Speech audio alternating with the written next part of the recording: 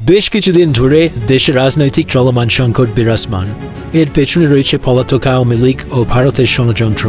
সাধারণ জনতা চায় professor doctor Yunus আরও ৫ বছর ক্ষমতায় থেকে দেশের সামগ্রিক উন্নয়নের ভূমিকা রাখুক।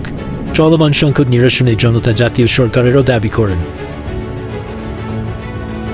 বিগত সরকারের আমলে আমরা দেখেছি মানুষ বাজারে গেলে জিনিসপত্র কিনতে পারে না, যে দ্রব্যমূল্যের ঊর্ধ্বগতি ছিল, মানুষের কেনার নাগালের বাইরে ছিল।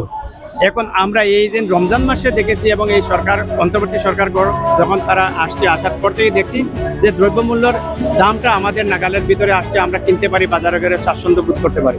এই জন্য আমরা চাচ্ছি যে আমরা এই সরকারের দ্বারা ৫ বছর দিন রাষ্ট্র পরিচালনা হয়, সব ক্ষেত্রে আমরা এই রাষ্ট্রটা একটা সঠিক ধারায় চলে যাবে।